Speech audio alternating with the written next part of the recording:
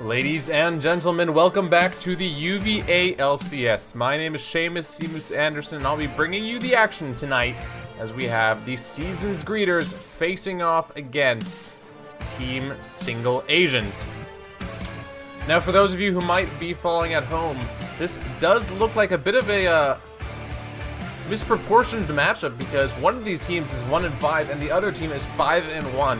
That's right, Season's Greeters, the second place team last fall, are currently 5-1 in their group and doing a very good job, whereas Team Single Asians, who got third place last season, hasn't really been doing so hot. That being said, this past week, Team Single Asians took down the first seeded team in the league and gave themselves their first win. So if they're able to take out the first seeded team in this current bracket, are they able to take out the second seed? We're about to find out as the bans are going through. Zed, Elise, Graves banned away by Team Single Asians, and Anivia, Misfortune, Malphite banned out by the Season's Greeters. Really nothing too surprising there.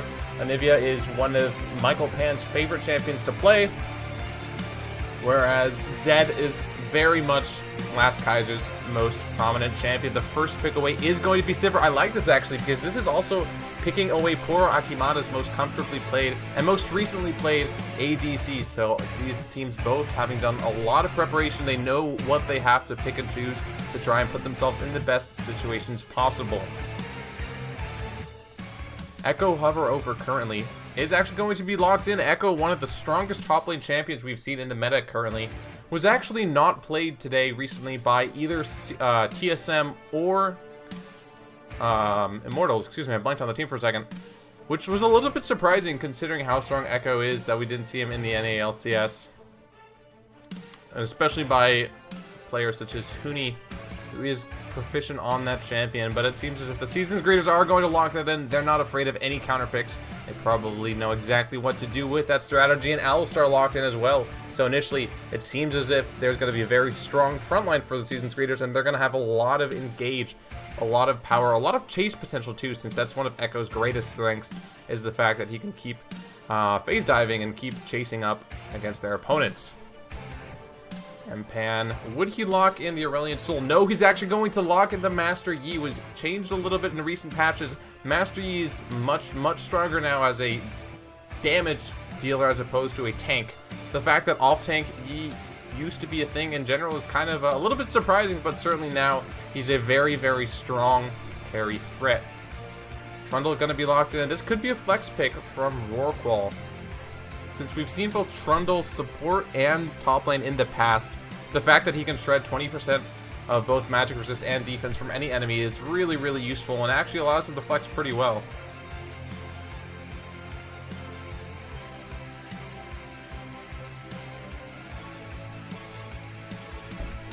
Botox taking some time to last pick, or not last pick I should say, but currently choose whether or not he wants to pick the Caitlyn counter matchup into Sivir.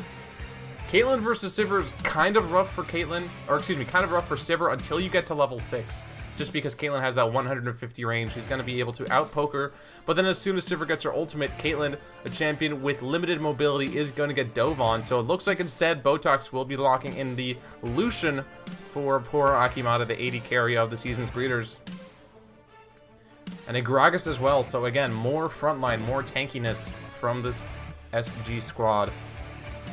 Poro Akimata on Lucian, I'm looking forward to seeing it, because Poro Akimata was one of the best players in the last split that wasn't actually picked up. He's one of the highest ranked UVA LCS players, and it was pretty surprising not to see him on a team.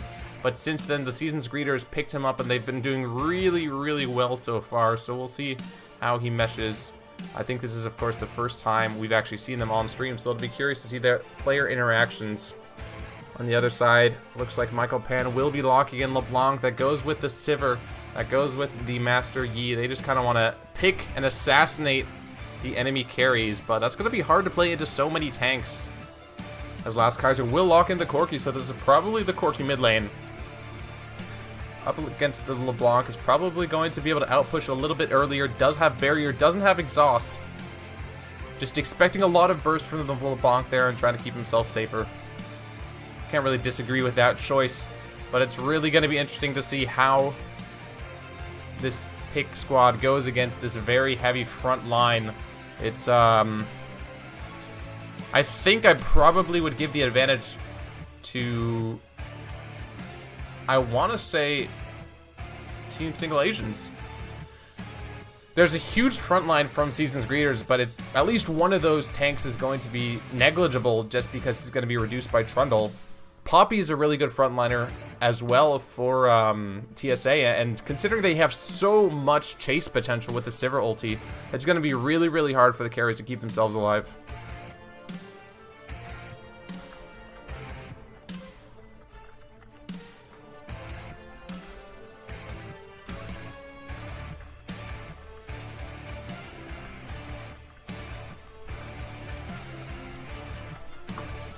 So let's see, the players have locked in their champions. They have selected their summoner spells. We do have a 3-minute spectator delay, unfortunately, before we get onto Summoner's Rift.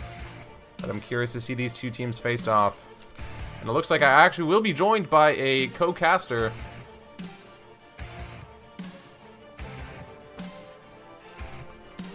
I'm going to be getting Joshua Piscator Lee here of Machinima fame. Getting him on the call. Just a moment, please.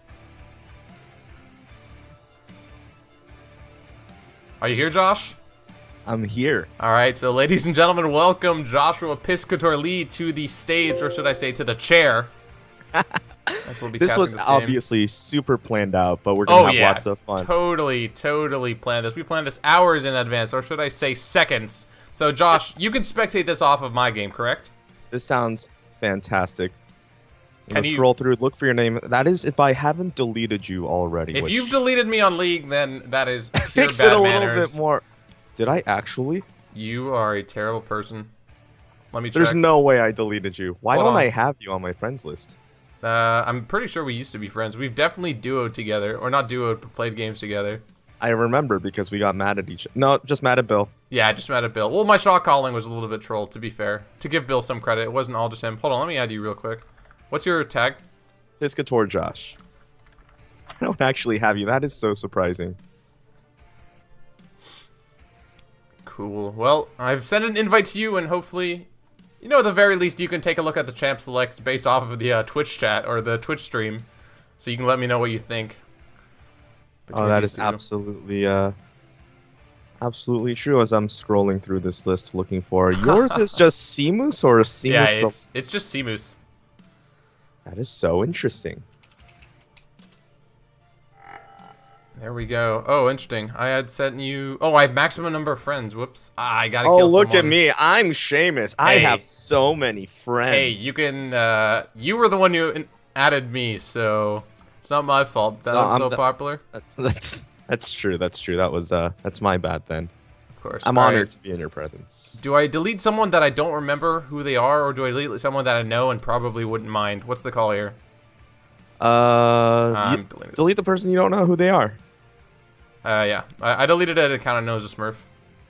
Okay, so I've added you, and we're about to get into the game, so no matter what happens, you'll be able to spectate me then, and we'll be getting into this game for the UVA LCS Week 4. It is the Seasons Greeters taking on Team Single Asians. Certainly after watching the 3-0 by TSM versus C9, I'm looking forward to seeing even better plays from the UVA LCS, because everyone knows they're better than NA LCS, of course. Seriously, though, that definitely was surprising, though. Yeah. Because everybody coming into it, I think, was like, you know what? Immortals, they went 17-1 in the regular season. They had, I mean, they were just absolutely dominating everybody. Even the Huni Reignover transition over from the EU LCS, where they went 18-0 during the summer. And all of a sudden, a team that was criticized for being very lackluster throughout the entirety of the spring split just comes out and bodies them. Yeah, it's interesting because I think people always knew that TSM had potential. Certainly they had a star-studded lineup. It just never really came together. And what we saw from the Immortals TSM series, really, I think Immortals was taking it a little bit too, like, lackadaisically. Their picks were, dude, triple ADC in the first game. That was, like, did not seem as if they were trying really hard, which it doesn't make sense because it's the semifinals. You have to try hard to get to the finals. Right, Right, and especially considering that I believe TSM locked in Braum very early on into the pickman phase itself, and I'm like, oh, Braum is probably the best champion to pick against multiple AD carries. But they're like, you know what? We see a Braum, we're just going to lock in 2 more AD carries on top of that. So a lot of hubris. Pobelter did admit that their drafting phase, they may have misread the meta. I don't know if they misread the meta or they were just so confident in themselves due to their inflated season results that they were just like, you know what? The meta might not pertain to us. We can probably just roll through them. But obviously, didn't happen. And Yellow Star, Svenskeren, and Hanser, they just played out of their freaking minds today. Yeah, Hanser especially, just throughout the season, has been one of TSM's most important performers, I feel like, because he's been so consistent when the rest of his team has looked pretty inconsistent. And especially that Braum pick, I think, was so crucial because by the time Braum was picked, they had already locked in Lucian and Corki, if I'm not mistaken. But then they went ahead and picked Jin into that as well, who generally doesn't do well against Braum. Certainly some odd picks and bans from Immortals in that game, but just to be clear, you can spectate this game off of my account, right? And I am watching. Cool. So right we are into this. Yeah, so we have a Master Yi jungle, probably the most interesting thing here, but I actually don't mind it with the Sivir. It's right, because I mean, you have a Master Yi running at you with the Highlander in addition to the On the Hunt, and it's just one terrifying exactly. So Tom Vehicles and Die Winner. The only real ones with hard CC. Yeah. You can't slow a Yi. The barrel's going to do nothing. I'm curious to see how Tom FYA Coles works on the Scraggish, though. In the early game, he might be able to harass Master Yi. Looks like they're both starting on the bot side. And one thing we see in the UVA LCS, of course, it isn't professional level. These players are mixed rank from anywhere from, like, silver to gold to diamonds. So we generally don't see lane swaps, and we see standard lanes, which begs the question, Piscator, who do we think has some of these winning matchups? I think in the bottom lane, Lucian and Alistar are probably going to have a good time against Sivir Trundle for the most part, but I'm not sure if they have kill pressure here. Right, it's pretty tricky to kill a Trundle, but then again, when you are Trundle, it's not like you're going to be doing a whole lot of damage. You're pretty much just there as a kind of an anti-tank shredder in the later stages of the game. So I love Syndra and Rorqual in the bot lane. Gonna be requiring a little bit of jungle attention, but then again, we have a Master Yi in the jungle. It's not like a Yi can just roll in, especially when he's facing off against an Alistar in the lane. Yeah, the nice thing is, though, for I Love Syndra and Rorqual, is they're going to be able to push the lanes very, very well, and I think that's probably most of what we're going to see here. We are on directed camera, so I think generally in the early game, it does like action in the bot lane for the most part. Rorqual actually taking a little bit of poke.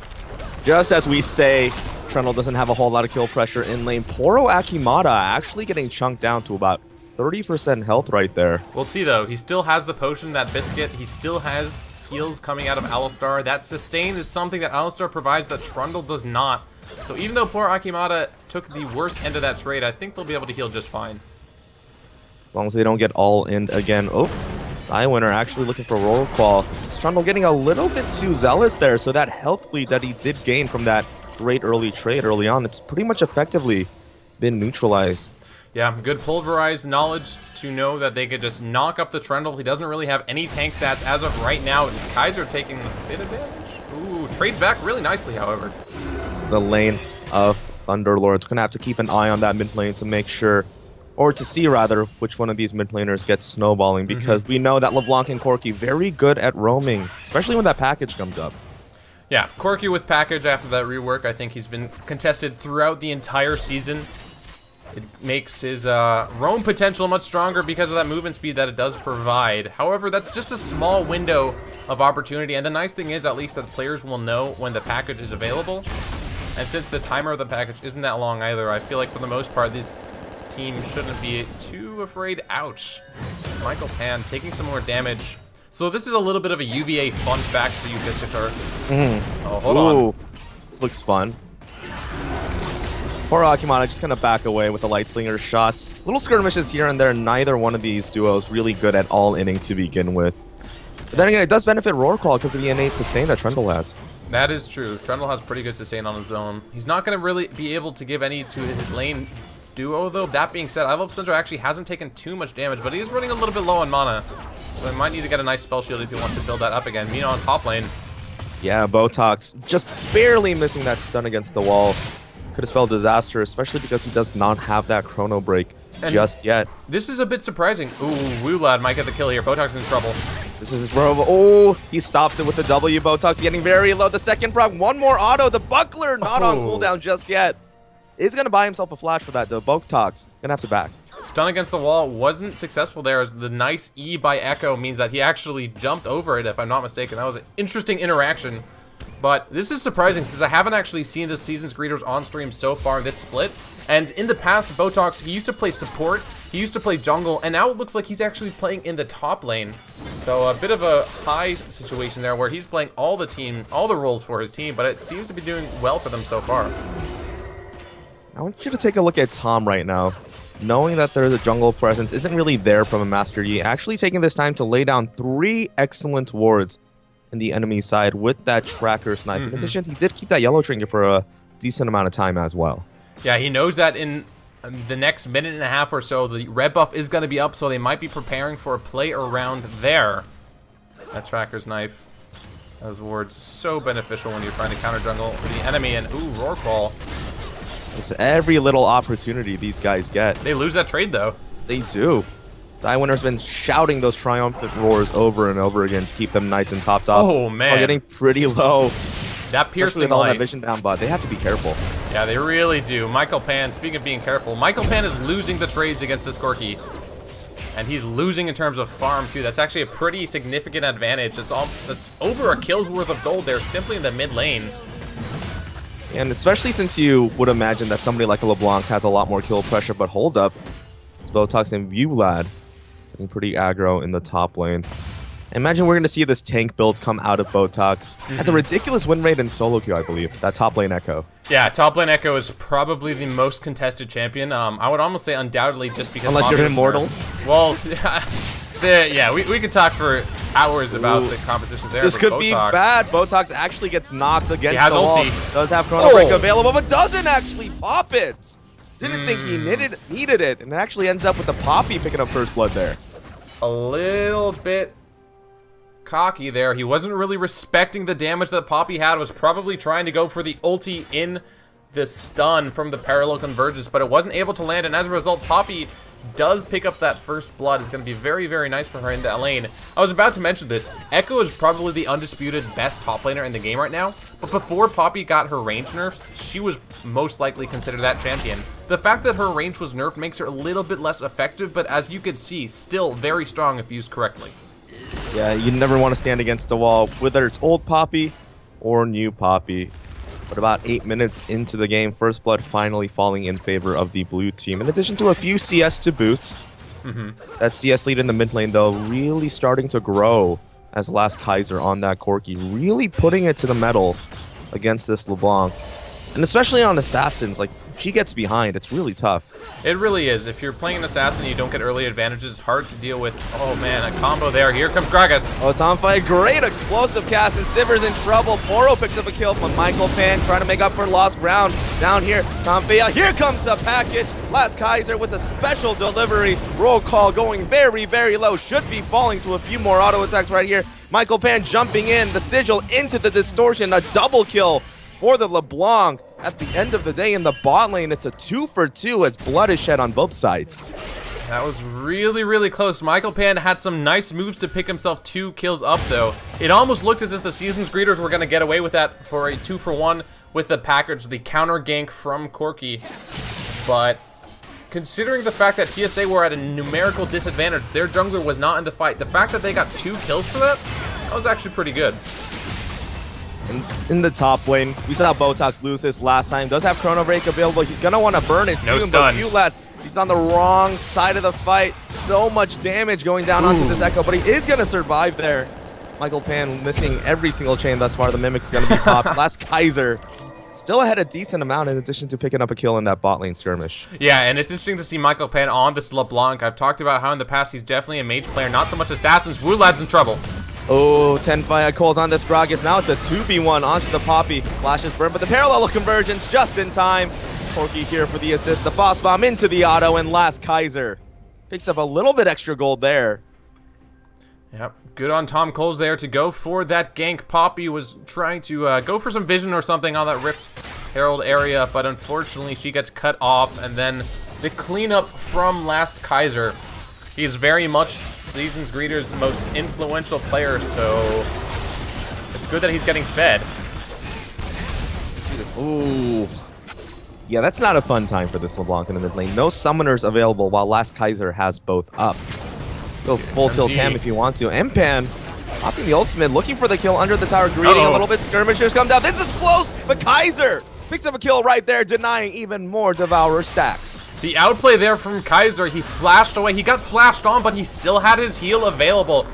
Pretty aggressive, and I want to say way too greedy from Mpan 2005. Now they're looking for a kill here. Syndra lost the first bot lane skirmish. Poro just needs one more proc of the Lightslinger. Gonna turn towards the Trundle instead. Winner finally with the Unbreakable will to tank up damage, but right now it looks like the blue duo gonna make it out alive. All in going wrong for them. Yeah, that's another situation in which the proactive play was made by TSA, but unfortunately not working out in their favor. No kill in that bot lane, but still, within just a couple of seconds of each other, they were trying to make aggressive plays, but their team composition isn't really geared towards making plays in this early game. They want to farm up, they want to get very, very strong before they can really try and make those engages happen. And if they force them like we just saw Piscator, they're going to be in trouble. Especially, it's a Sivir comp. You just want to group and press R. Exactly. Don't try and throw the game into the lane phase. Just play the game out and then group up, and you should be easy. Right, especially because aside from this top lane, which is going really, really well for Ulad, Botox just on the defensive constantly. Still ahead a decent amount of CS. Oh, under the tower, not where you want to be. Keeper's Verdict to come out, just a few more auto attacks, but Ulad is taking all this time. He should be a 1-for-1 trade.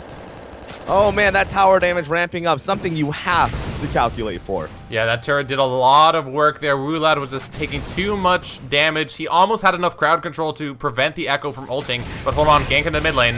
Maybe? Master is nearby. These chains need to land in order for something to happen, and Kaiser last time got away pretty much scot-free on the better end of that 1v1 under the tower. But a lot of pressure in this mid lane. Kaiser still ahead a decent amount in CS in addition to an extra kill on top. Very close to that Triforce. Yeah, this Corki's going to get very strong. Whoa, Tom Cole is trying to deal with this ward. Gets teleported on. That is probably not the most efficient teleport in the world. He saved the pink ward though. Right. It's a very high value pink ward. But considering the fact that this is the one issue I have with this composition, there actually isn't that much hard crowd control from Team Single Asians comp. And if they don't land those chains, if they don't land those Trundle pillars, if they don't land those stuns from Poppy, then the question is they can chase for all they want, but how do they actually lock the members of Season's Greeters down? Take a look at it. Their team they do move around pretty quickly. So a lot of their game, I'd imagine, is going to rely on vision and catching people on rotation. But that's, as we know, we played together. It's easier said than done. Right. Oh, poor Akimata, yeah, the disengage is really strong too. From Alistar, from champions like Lucian and Corki who can just dash away, Valkyrie away. Mpan 2005 is in the bot side area. Let's take a look at how many Devour stacks he has. 13 minutes into the game. He's about at 10, so that's a little bit of a slow pace. Hasn't really had too much action so far. He's looking for a gank, though. He's looking for a gank top side, or in the bot side, rather. Top side fighting. Tom actually looking for some action down here. Is this bot lane gank gonna happen? Not gonna happen. Botox and Ulad time and time again going in on each other. Tom is in the Poppy, area. nerfed or not, she still does a ton of damage. Yeah, she is still pretty strong. Wulad actually had the Rift Skelter buff available, but I don't think that he saw Tom. Ooh, Botox, the parallel convergence misses. Wulad does have flash available in addition to the Keeper's Verdict. And she's finally going to use it, knock the Gragas away. Maybe turn onto Botox? No. Gonna play it safe. Yeah, that's a little bit risky. He has Iceborne Gauntlet already, which means that the ability to slow is... He can almost keep you in perma-slow. Oh, Mpan, or Michael Pan. Last chain does land. The second proc. Oh, he body slams away from it just in time. Last tick of the Ignite, though, is going to be enough. Gragas on the menu. Michael Pan makes up for some lost ground. Hunter's Potion there, not successful. Not successful in keeping the Gragas alive. Michael Pan doesn't have Ignite, though, so his kill pressure in the mid lane isn't that great. Botox is trading again with Wulad, but we've seen him lose this trade so many times. Yeah, oh, charging in. Whew. Not enough damage there, but Botox going to have to take the back after this one. Piscator. Teleport is available, though. Yes, sir. In the battle between the top lane items, Iceborne Gauntlet versus Sunfire Cape, which is stronger? I think, at least for now, Sunfire Cape does give you the ability to push. Michael Pan forced to flash. Whoa. Package there, coming up big. Yeah, terrifying. In addition to the fact that Wheelat has that Sunfire cape instead of any sort of MR. Ooh, as we see a fight happening in the bot lane, Poro gonna unleash that full calling onto Roarclaw. Dying Winner gonna have to pop that ultimate soon to stay alive. This bot lane duo constantly fighting, just a flash for the exhaust to stop it. Poro in trouble now, needs to get away as the teleport coming in, the backup arriving just in time. Roarclaw knocked to the other side of the map, gets taken down. And the rest of the members of the blue team now on the run, as these constant fights just never going in their favor. Poro Akimata went crazy there after he saw that crit, flashed in for the kill. It almost looked like they were going to turn it around, but since TSA didn't have the teleport advantage, we saw Botox TPing in. They were able to pick up that kill, take this turret as well. So this is the first turret of the game I think we're going to be seeing taken by Season's Greeters. Now 15 minutes into the game, kills are pretty close, 5 to 6. Gold is actually fairly even too. We've seen a pretty back and forth game so far.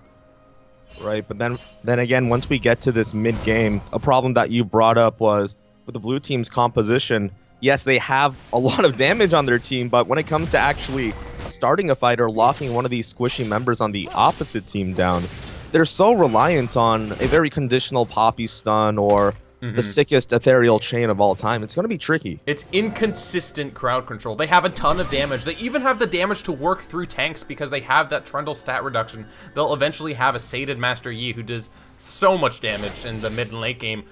But the question is the lockdown there? I remember a couple of months ago there was a post on Reddit about basically doing some math, proving the statistics of do teams with more crowd control win easily. And generally, Piscator, you need at least a little bit of crowd control, a little bit of consistent, easily attainable crowd control to have a really solid comp. We talked about Immortals versus TSM today, especially that first game where they were completely reliant on Reignover to provide any sort of CC. This top lane scrap continually happening. Michael Pan just getting bullied over and over again, now down about 30 CS in this mid lane, not having a good time.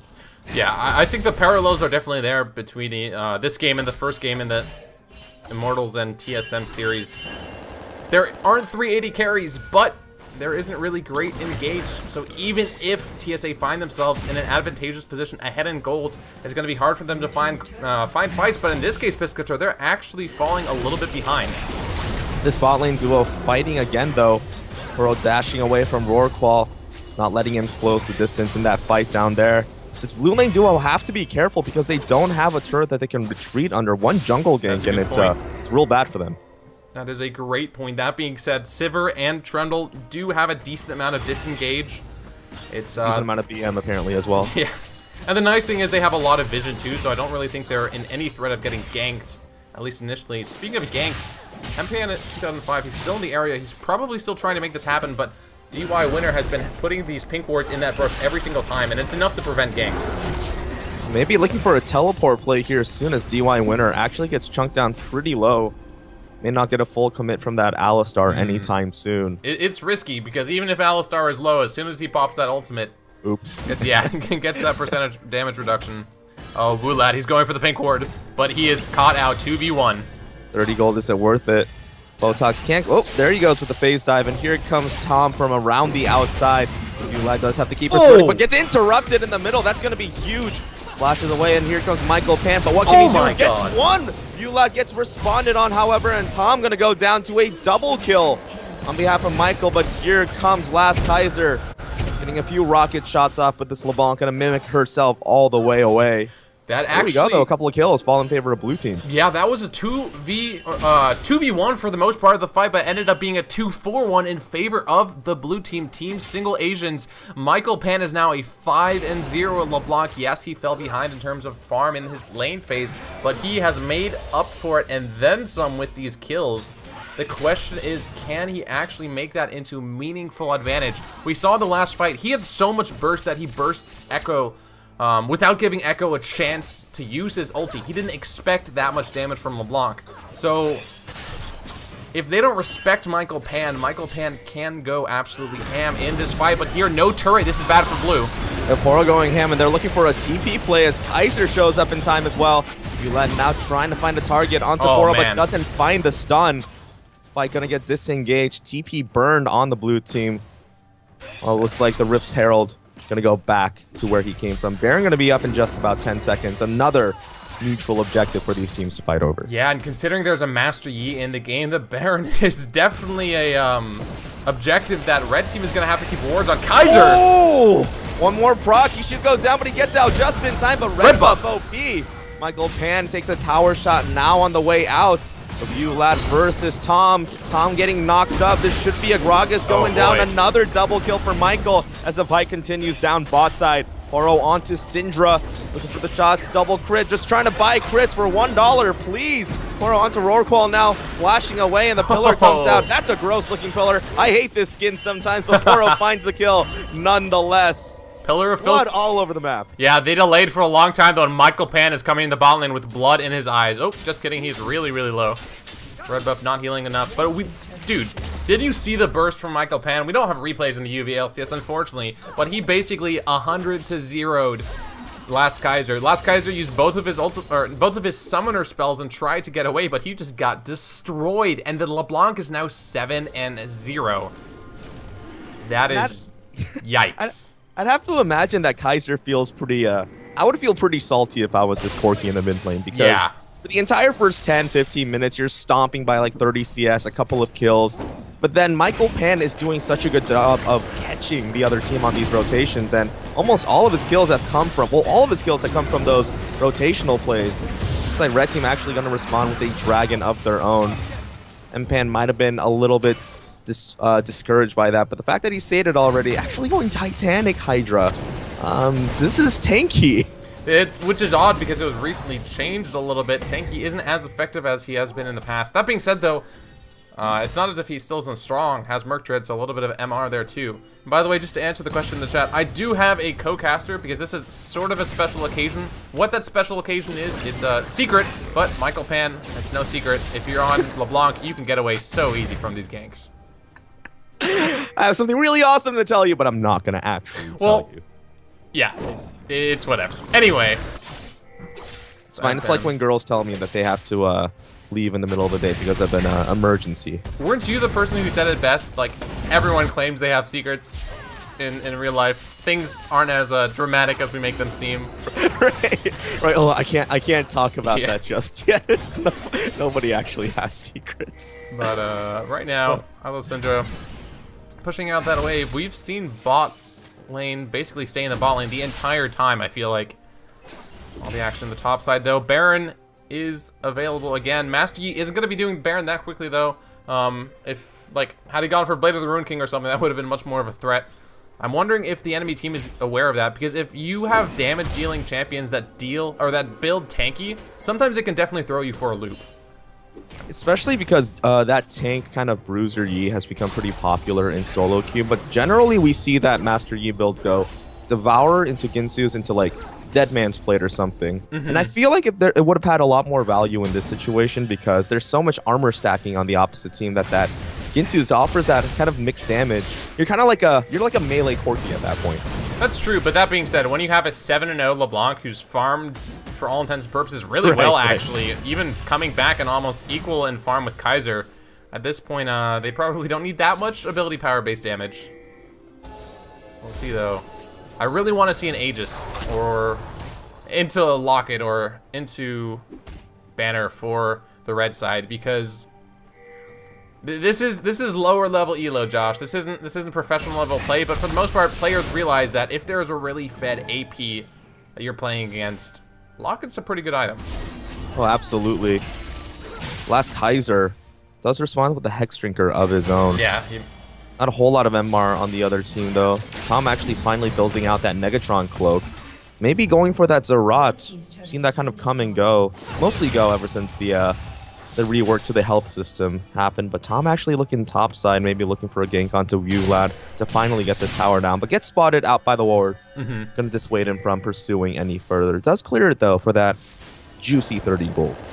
And we're 25 minutes into the game. Most of the outer turrets have been taken. I feel like it's almost a formality at this point to see a couple of rotations and see the last few turrets being taken. Ooh, Michael Pan taking a little bit of damage, but M-Pan's caught out. Yeah, M-Pan's in trouble here. He pops the Highlander. Looking for the fight here. Could get bloody if everybody decides to go in. Well, he's going deep, and anyway, he's going to get flanked on there. There's nothing that his team can do to stop. He does flash away, though. Yeah. Going in just to burn your own flash. I don't know if it's entirely worth. You might be tanky, but you're not that tanky, Mpan. And by the way, this is the UVA LCS fun fact that I want to mention before. Michael Pan recently changed his name. The real Michael Pan is actually Mpan. But Michael Pan changed his name just because they have too much IP and want to troll me or something, but... Oh, that's the best. Yeah, that's, shout outs to Michael Pan. He's a cool guy. So far, Especially though... the fake Michael Pan, I guess, in the mid lane, having a very solid game. The fake Michael Pan, that guy can do whatever he wants. Oh my god. Winner. Apparently he is going to do whatever he wants. Heal is enough? Should be enough. Close though. Force the flash and the ulti. Like, goodbye cooldowns. Yeah. That Unbreakable Will, very powerful, but it does not save you against Ignite or true damage. Nope. It does look like that's going to be enough for blue team to buy this mid lane yeah, tier 1. Roorkal Actually going to commit to Poro, and here comes the teleport. teleport. The turret yet. Kaiser looking for Roorkal. He's going to have to get out, but Mulat onto Kaiser right away, but it's a 1v3, and he needs follow-up from his team. He does fall. Michael Pan looking for deletion, not finding anybody quite just yet, and here comes the Yi to lay down the deeps. Poro goes down, and now Sintra just trying to kite back with that 500 range. Not quite finding the last hit. Here comes the flanker. Rooney, Yi's going nuts. He gets knocked up, and that's how you stop a Master Yi with some hard CC. Michael Pan now getting very low, waiting for cooldowns, but a rocket to the face going to shut him down. Botox very low on mana, probably not going to be able to finish anybody off here. But at the end of the day, that's a 3-for-1 in favor of the red side. The two most important things in that fight was the fact that blue team was kind of split up throughout that fight, and then also a very excellent exhaust. Oh, they're going to dive. Too long. Roorkal, you're going to go down too. Oh, he flashes away, but Botox flashes forward. One more proc for the Z-Drive Resonance and a double kill. Even more gold to this Echo. And they're going to be able to take this turret, so they get the global gold from that as well. This is probably the most gold lead we've seen so far. 27 minutes in, it's about not even a 2,000 gold lead. So this game is still really, really close. And we just need to see more team cohesion from the blue side, from TSA, if they want to win these team fights. Because it certainly is hard. They're going up against Gragas. They're going up against Alistar, champions that can zone and disengage very, very easily. But the strength of one of these chase comps, as we do see Winner, I think he's okay here. Yeah, the strength of these chase comps is that if they chase en masse, they're able to get that reset for Yi. They're able to pick up tons of kills with AoE damage, and they will be able to snowball these fights very easily if they stick together. Right. In addition to the fact that while the blue team, they definitely want to stick together, towards the beginning of the fight, when the red team was actually separated, we saw blue team do pretty well in terms of damage, because we brought this up in the early game when it comes to just straight up 5v5. Red team kind of has that very simple team composition where you're like, all right, if you have a lot of health, stand in front. Yeah. If you have not a lot of health, you stand behind them and you just run at them as a group. But the blue team's comp is a lot more, like you said, situational, and right now they really need to find their bearing. And especially for teams at with players of different skill level, having simple compositions tends to be the easier way to play, because for the blue side, their team composition has a lot of damage, but it also has a lot of nuance. They need to play together very well. They have to outplay the enemy perfectly. Otherwise, the team composition simply falls apart. And as of right now, the gold lead is still pretty close, but I think we're starting to see a couple of issues for the blue team. Roorkal might get caught out here. Yeah, Michael Pan takes down half of Vortox health, but Roorkal, not a whole lot of items on that support. You left forced to disengage with the Keeper's Verdict. Explosive cast helped him out a little bit as well. That's a little funny interaction. Get knocked back by the Poppy ultimate and just, you know, hold back in. So pick for the red team, and that's a problem because blue team is a pick composition, but it looks like they might find another one. Whoa, you're missing a member, especially a tanky member. Not exactly a fight you want to take. This is Dragon gonna be up. Yeah, Team Single Asians are the one running the pick off here, and they are getting picked off. That is a very, very telling sign of not a healthy environment, not something that's fun to play. And second Dragon being taken, honestly, isn't going to be doing too much. That's the buff that gives true damage to turrets. But as far as actual combat stats, it really doesn't provide anything. So that objective really doesn't give a lead, an increased lead to the red team. But considering they won the fight, oh, Michael Penn, what are you doing? Just right onto an Alistar is not where you want to be as an assassin, but around the outside comes the Master Yi. Unbreakable Will is on. Okay. And picks up one, looking for the next one. That's a double kill for Master Yi, and they're looking to charge up mid. Base Three race. members of the red team now down bot side. Is this going to be a base race? We might see it. 3 members. They have Corki. They have another 80 carry as well. Lucian, Corki, both able to take that turret very quickly, but they realize Finally 5 back. members. Yeah, they have to recall. I don't think blue team's going to get any more out of it. They might Maybe. actually stay for this. They have a Master Yi with a Sated Devour. They're going to charge in got for turret. this. The tower's very low. They make it in him off of this as well. Mpan just trying to cause havoc on the back line as UVA looking to zone as much as he can as well. Maybe overstaying could be bad, but Syndra does pick up one from the first fight. They get the inhibitor and they're charging forward for even more. But the back pings come out saying, hey guys, we got what we came for. We're going to back out of this. 3 kills, 2 towers, and an inhib to boot. Huge mistake from the season's greeters, not recognizing the fact that there was such a big threat on the mid lane. Turrets just rushed down. That almost reminded me of Season 3 OMG versus SKT, where a couple of picks just led into turret, into inhib. And a fantastic play by the members of Team Single Agent. They pick up that inhib, they put the gold back to even, and now considering they have an inhibitor down, the threat of Baron is even more so. Last Kaiser's clearing out this pink ward. They recognize they need to control vision of this area. Yeah, Season's greetings do make it to the scene Whoa. first, and it looks like they're actually elected to start it right This here. is brilliant, actually. They do have good 5v5 potential, but their Unanswered. jungler isn't actually there. Master, you may get there, but it doesn't look like blue team's gonna get there quite enough time to finish this, so this will be a red Baron right here. Wow. I'm not just talking about the Corki skin, but red team secures that cheeky play, but it pays off. Yeah, cheeky play indeed. Going for the Baron without the jungler is certainly a risky play, but they had 100% confidence that there was no vision from TSA, and they knew that they just recalled. Since they were all very low, they had to go back. There wasn't any real way to contest. And as a result, you know, Piscator, I'm really glad you're joining me because this is such an even game. But Right. just back and forth objectives taken, inhib after Baron. It's still too close to call. Reminds me of Game 5 versus TL. Oh, man. TL and oh my That gosh. was something else. I was actually supposed to go to LCS with Team Liquid that day, but it fell through. I guess I'm kind of glad that it did, because that would have been one awkward dinner. Who knows? You might have been their good luck charm. Well, it's my fault then. Looking for a fight here, though. Team Single the Agents slow. is still laughing at their team name. Here comes the teleport, though. Save out the cannon minion. Looks like they are going to make a concerted effort to push down mid. Only wave clear coming on behalf of Syndra, so she's going to have to be very, very careful where she positions herself. And it's not like a Sivir can do a whole lot against a massive Baron wave like this. That being said, though, they have super minions. Fernello's cleared out. Ooh, Michael Penn caught. Pan, you're in a bad spot. Now forced to get out of the fight immediately. The teammates are scattered. Blue team, this is exactly the type of team fight that you don't want to take. Pan, though, very Or is tanky it? on this Yi, but hard TC is the way to take the Yi down. They got him. This is Yi down. very, very bad now for the blue team as there is a Baron up minion wave. They're going to be able to take this turret down so quickly. That's probably going to lead into the inhib as well. 4v5, there's little answer from the blue team. Yeah, 37 seconds until Pan comes Rip. up, and Michael Pan giving up his life as well. Not entirely sure why he did that. This just pretty much blows up in the gates for them. They could try to end this here, but they're very low in their as well. The one mini wave is actually going to go down pretty fast with 2 Nexus turrets. Oro looking for it. Gets exhausted on the way in, though. Now has to kite back to try and stay healthy. But Vulad, the second crit OP. Oh, that flash. A time winner actually somehow makes it out alive. Baron is still up. A fresh wave at the base. But here comes Syndra and Rorqual. It's only up to them to They're finish going it for off. it. They can do it. Pan could get resets, but Syndra finally falls. Rorqual now a support against the world. And Pan up. He's going to have to get the biggest alpha strike of all time, but I don't think it's going to happen. As in the 33rd minute, Season's greetings take down Team Single Asian. MVP shot calling there from